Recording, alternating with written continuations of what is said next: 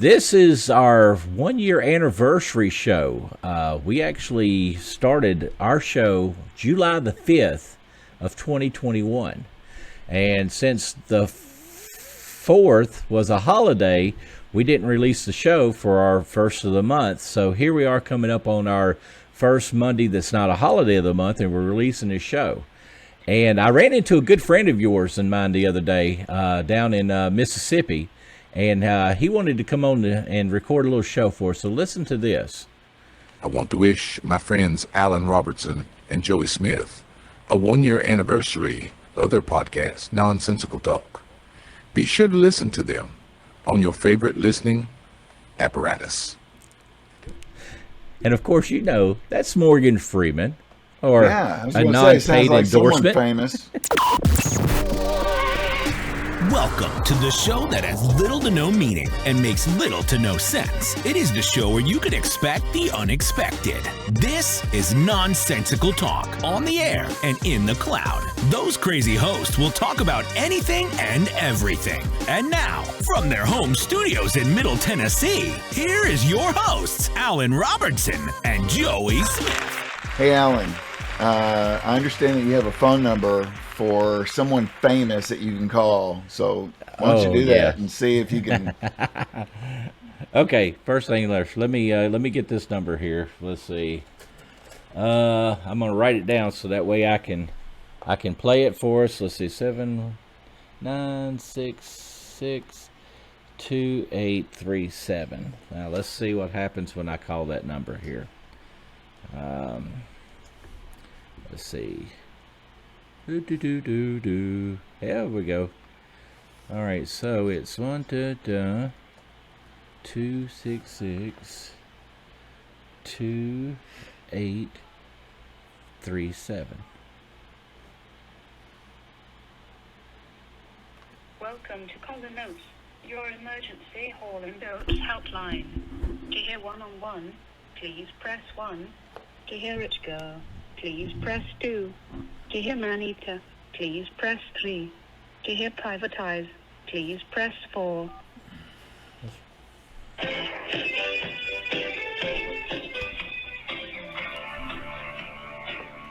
Can you hear that very well? I hear it. So go ahead and explain what you just did. So there is a phone number that you can call that's been around for ages. And it's the Holland Hotline. And let me give you the phone number here, Joey, and I'll put it up on the screen for everybody to see as well. I think it's really cool. But the Holland Hotline is 719-26-OAKS. That's OATES, and that's 719-266-2837.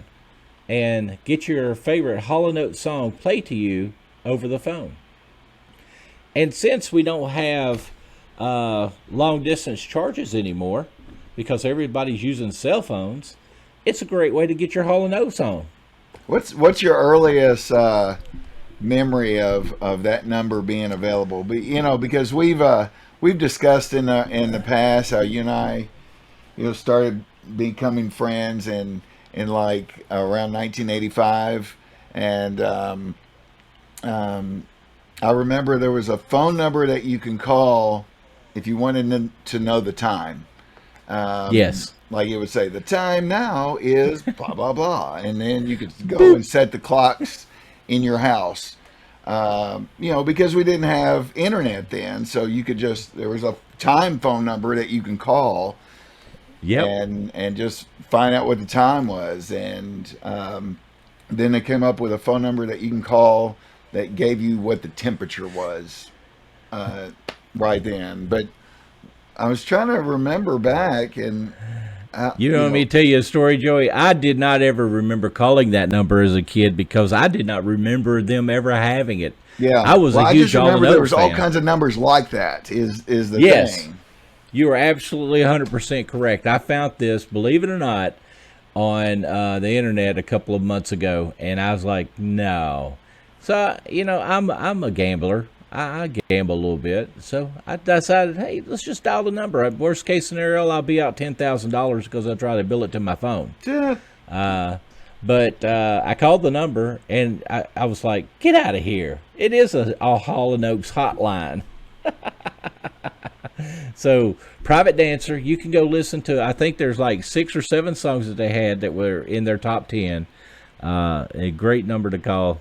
You won't be disappointed. It's funny. You can share it with all your friends. It's hilarious. Just remember, that number was 719-2662-837. If you want to call it now. You can put us on pause and just check it out. That's awesome. That's good stuff. Very good stuff. And I don't know, we were going through different episodes, and I can point out fun stuff in every episode that we had. Like from episode 3, whenever we start talking about, what are you eating? When we went down to visit Becky East down in Lafayette, and had that breakfast down there. That was a breakfast of champs, by the way. And we talked. Had our good friend Mark Thomas and my sister Angela Brown down there with us, and we had a lot of interesting things that came out that you and I did not want brought up, but we went ahead and brought them up anyway. That was fun. I would say by far we had a great conversation with J.D. Hart, actor for The Bell Witch. Down there in Adams, Tennessee, which this year they are putting back on the festival for the Bell Witch. I think I've talked my wife into saying let's go. So I can't wait to go down and experience the Bell Witch talks in October at the Fall Festival down there in Adams, Tennessee. Great stuff there. You also need to go and hear William Turner tell the story. Of course, you and I talked with him, and we went up to the Hopkinsville Museum, and so fall is just a few months away. I know it's in the mid to upper 90s every day right now, and it's hard to imagine pumpkin spice lattes right now, but it's one of those things that's going to be not far away. And so 1 year we've done a lot of things. We've looked at the Night Riders. Robert Penn Warren went to the high school that he went to, and showed some great drone footage with our Michael Bay drone footage. A lot of our new listeners might not know what Michael Bay is. So if you ever watch a Transformers or a Michael Bay film, you're going to see like helicopter shots coming in. Well, we've got one of those, and we named it Michael Bay, and it's a robot that takes a lot of our drone footage for us. That's Michael. Here comes Michael. Yes. We brought Michael out for a lot of great things. We met a lot of great people. We've met Christina Scott there at the Trail of Tears Museum there in Hopkinsville. Lissa Keller, that she's accepted us twice up at the museum there in Hopkinsville. Even though we've met William Turner, they had William Turner on several talks where you could play videos of him telling the stories that are so good for him to hear. When we talked about Edgar Casey, because he is kin to Edgar Casey, right there in Beverly, Kentucky. So, and we also visited Joey's hometown up there of Clarksville, Tennessee. You had it right both times. It depends on who you're asking. Agriculturally speaking, they probably wouldn't have bloomed as much as they did as we talked to the planning commissioner there in Montgomery County. Yeah. Also, we talked with a lot of great people. What Alan's referring to in that was our episode on where do you live, and the history of the state lines prior to technology, prior to Tennessee being the state and Kentucky being the state, when they were just territories of Virginia and North Carolina. And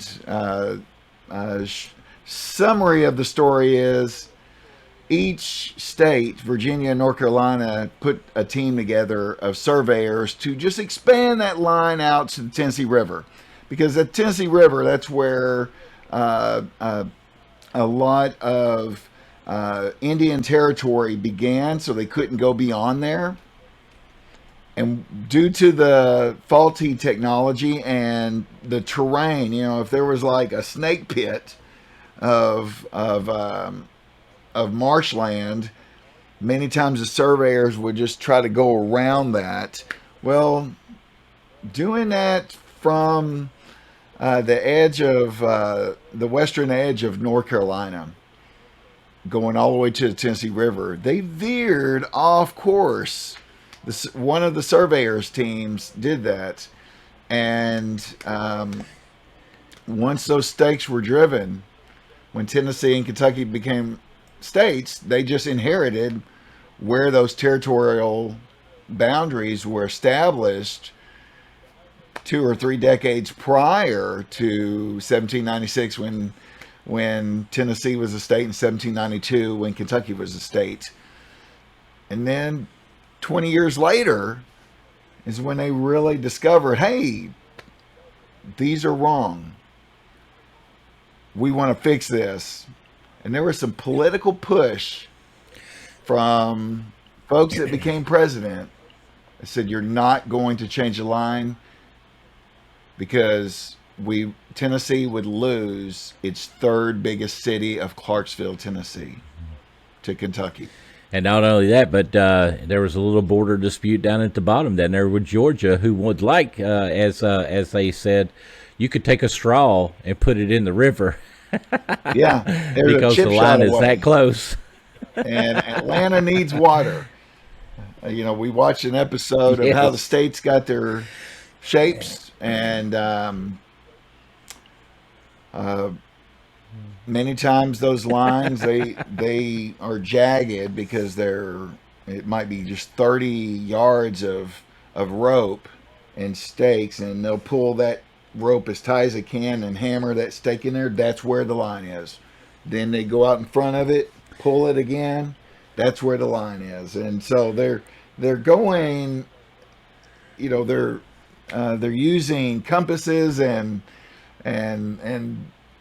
the stars and where the sun's location is back then. And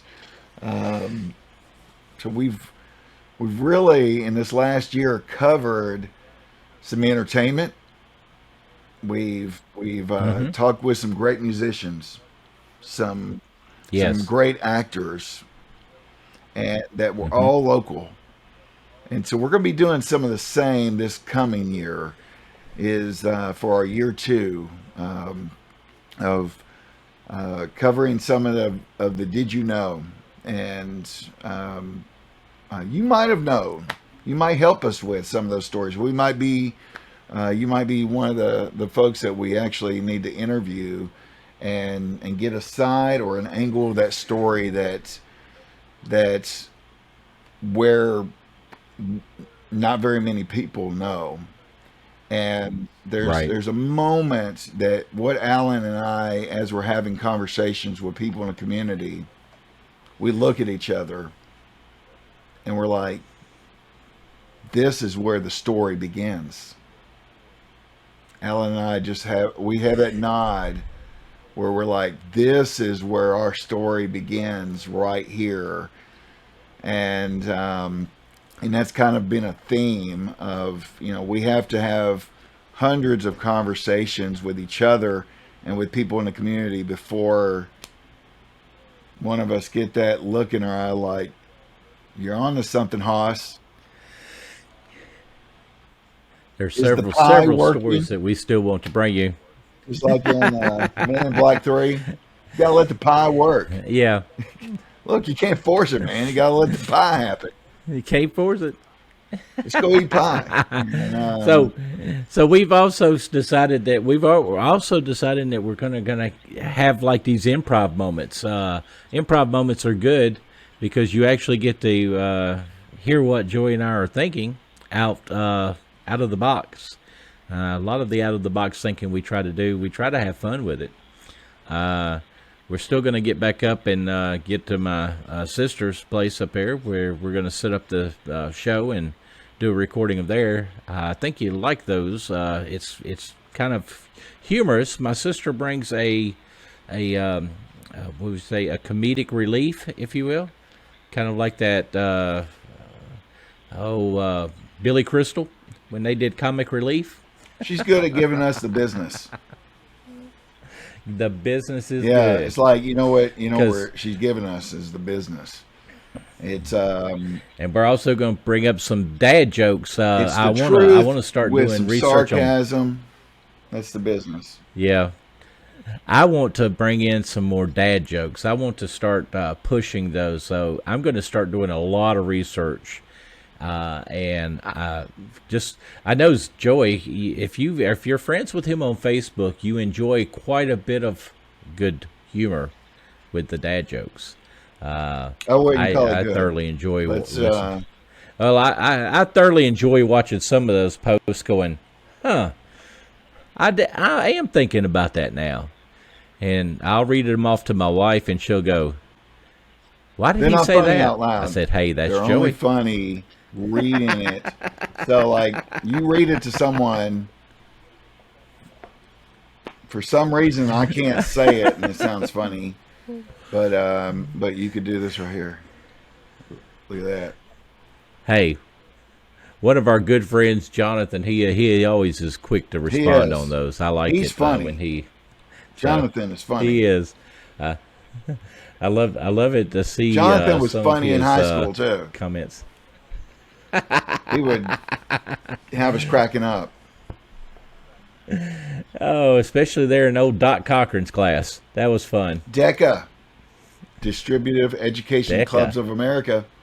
Alan was parliamentarian. Yes. When he graduated, I took his seat, ran for election. It's a tough election. I was just glad it didn't turn dirty. You know, that the election, it was clean. We didn't drag each other through the dirt. No, the good thing about it though is usually only one person ran for parliamentarian because nobody No one knew what a what parliamentarian that was. And I think that's what got us And it's selected. kinda like- We looked up in the dictionary that it was a person that just oversees the parliamentary procedures of a meeting, which And I used which on that topic right there, here's tangent time. Beep, beep, beep. tangent is on. Parliamentary procedure. If you go back to Thomas Jefferson, you could find a book on the rules of having an orderly meeting. And if you go to the Thomas Jefferson Memorial, it's in Washington D.C. It's that round building that was inspired by some of Thomas Jefferson's drawings of how he envisioned. He saw these kind of structures when visiting Europe and wanted to have that type of architecture in the United States. If you go in the Thomas Jefferson Memorial, it's in the basement of it, and it's behind glass. You can actually see one of his rules of order, and it's just having an orderly meeting and on making a motion and who has the floor to talk shouldn't be interrupted. And so Alan and I just to run for parliamentarian, we just knew what a parliamentarian was. And so whenever you got to get up and get 3 minutes to explain why you should have that office, and you sit down, make sure that you go last. Because if someone Yes. is Point of against you order. for parliamentarian, one, you can hear what they said, And two, you get to say your points of what a parliamentarian is, and they don't get to speak after you because they've already had their chance to go. And can't copy you. Can't go, oh Good yeah, times. that's what. Yeah, I can do that. And if in their speech they can't say those things that a parliamentarian does, but they'll know afterwards. But this is common in Yes. high school prior to Wikipedia. Now more kids know what a parliamentarian is if they're running for that. I don't even know in high school if they have such a thing. But Who knows? They probably got rid of parliamentary you and I procedure, got and to they're go on a like, bunch of trips in DECA because we were an officer. so great shows we've had in this past year. We're going to continue to bring you more as Joey wraps up his obligations this year with his work. My obligations with my work is still pressing, so we're not on as more as often as we'd like to be, and some of the stories that we'll tell may suffer a little bit in the process, but that just gives us hope for what comes in the future. And we are also looking at some formats that we may want to roll out and just have fun with. I know that Joy we'd like, and I've talked many a times about many of the shows to do, which we're still going to do, but we're going to also try our hand at something new with improv. What is improv, you say? If you don't know what improv is, you've never watched Whose Line Is It Anyway? It's where we're going to come up with subjects, and we're just going to talk about them. And Joey may not know the subjects I'm going to bring up, and I'm not going to know the subject he's going to bring up. But It's like a human version of ADHD. Exactly. Because, you know, if ADHD became self-aware and alive and just... So all you have to do is just kind of follow me around for a little while, and you'll know. I'll just look at you and say, guess what I just dreamt about? And I'll just tell you about my dream. Oh, man. I tell you, some of the dreams I have, I don't like to remember because I'm like, an hour after, I don't get up. I guess I should keep a journal beside my bed so I can wake up and write them down. Man, I'd have some great stories, and I could maybe even have a movie in there, a motion picture off an idea of mine. But then again, I could probably not have a motion picture off an idea of mine. I probably already had them. So I know some of the ones that I dream about are kind of out there, outlandishly out there. So fun stuff, Joey. Fun stuff. What else have you got that you think we can talk about here? I know that a lot of the people in Kentucky and Middle Tennessee are aware of Kentucky State Park, Kentucky Dam Village, Ken Lake, Paris Landing, Fall Creek Falls, Ken Lake. They're, you know, when we're going to be working on a story of if you're not aware and you're not from this part of the country, it may not seem like it because of inflation and how the price, how high things are. But the living in Southern Kentucky or Tennessee, we have some of the least expensive electricity in the country because of the Tennessee Valley Authority that came out in the 30s and 40s and 50s, and with the construction of all these dams to have hydropower, and we have many coal plants in addition to that, but a lot of hydropower is on the Cumberland and Tennessee River at multiple points. But it also made it, Alan, I saw a photo of the early 1900s in Clarksville. And the Cumberland River there on Riverside Drive, you and I have been there. Yeah. The Cumberland River was frozen over where people were walking across it. Okay. And I thought, oh my gosh, how cold did it have to be for them to walk across? Well, not as cold as you think when you think that Lake Barkley wasn't a dam until late 40s or 50s, maybe even close to 60s before it was a dam. So one reason for the having all these dams and locks throughout the Tennessee and Cumberland River was to make hydropower, but another thing was to make those navigational and be deep enough for boats and ships to navigate. So in the early 1900s, the Cumberland River would have not been anywhere near the depth that it is today to be able to freeze over. And so there's your very first did you know in year number 2. And so we're going to be covering some of that history of how thousands of families had to be relocated, and the government used laws in order to have access to their land, and paid them for their land. But all this land would have been flooded, where a lot of homes and towns, Gilbertsville, Kentucky. That's not where. There's a place called Old Gilbertsville, and Old Gilbertsville is underwater, and so